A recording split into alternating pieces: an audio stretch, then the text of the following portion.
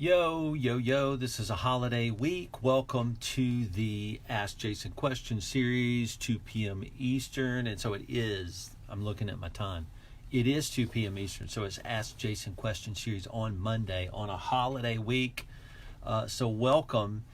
We have a cool question today from Patton. It's about hiring a business development person, which I have some thoughts.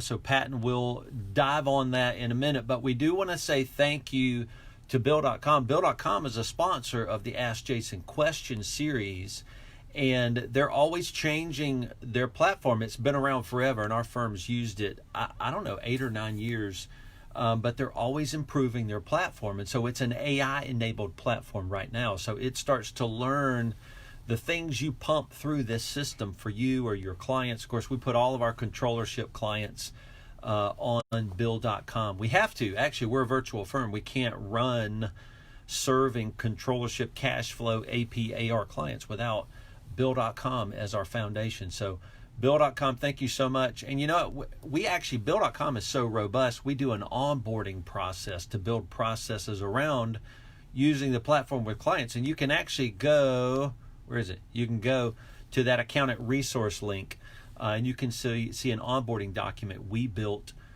with Bill.com and our firm to let you know kind of how we onboard clients into the Bill.com platform. Because it's so robust, you got to teach people how to use it for them to be successful. So thank you, Bill.com. You rock. Okay, Patton. Here's what Patton said. He sent a question. What type of bonus structure should I give the Biz Dev person I'm about to hire? What kind of bonus structure should I give the Biz Dev person I'm about to hire? Patton, that's a good question. Before we talk about the bonus structure, I guess just the pay structure is typically what we've seen for creative services company. And I'm assuming, Patton, this is for a CPA firm. And so a Biz Dev person for a firm is not a normal trend we see. Unless it's in larger firms. So in larger firms, you do have a tool like that. So it's not something we normally see. But basically, you do want to give somebody some kind of base, right? Some base pay is going to keep them locked into your firm. That's their value and a representation of their commitment to you. And then some kind of ongoing commission related to the work they bring in. Now, the bonus structure, Patton's talking about specifically a bonus structure. Certainly that would be tied to, winning some percentage or level of a group of leads they're going after or something like that. So you could do that in so many ways, but I would say giving somebody like that some guaranteed base pay to keep them committed to you. Like a full commission is a pretty rough position to work in. Now, I would say this about a business development person. A business development person, the person, it depends on how you define that role. But if that role is meant to bring leads to the owner of the firm so the owner can sell, then the pay structure should be probably less because they're not driving the winning of that proposal. But if the biz dev person is doing all the work, they're marketing and they're doing the selling.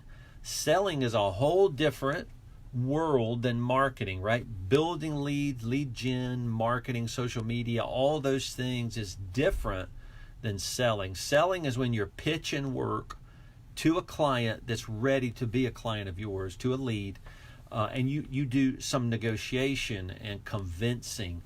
This is a different skill, and typically that skill is best held by the owner of the firm, especially in a small firm.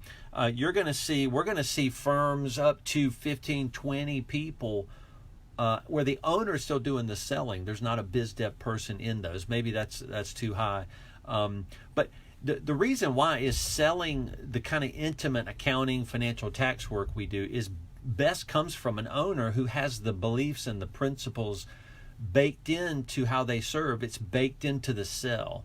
And if you hire an outside biz dev person, sometimes they can't sell in the way that the owner or the partner sells. So there's a little bit of caution, I would say, about a biz dev person.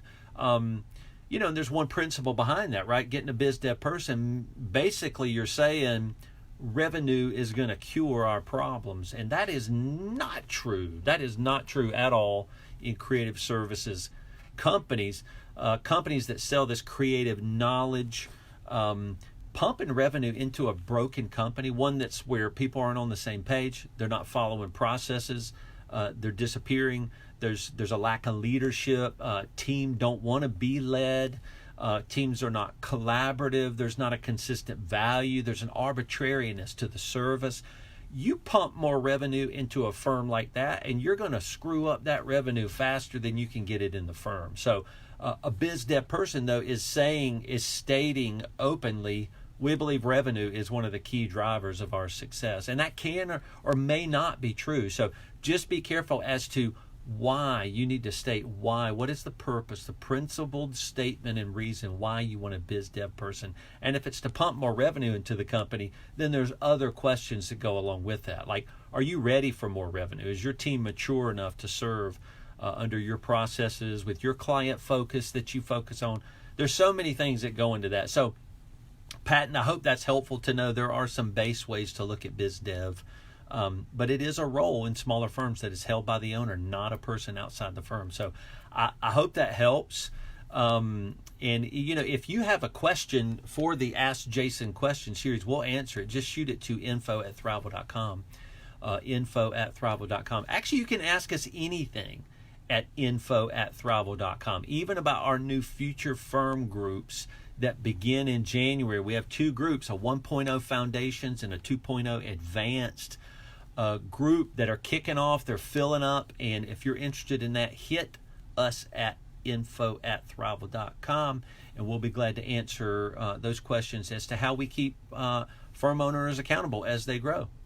We love to do that. So thank you, Patton. Thank you, Bill.com, for joining us on the Ask Jason Question series, and have a great holiday week. We'll see you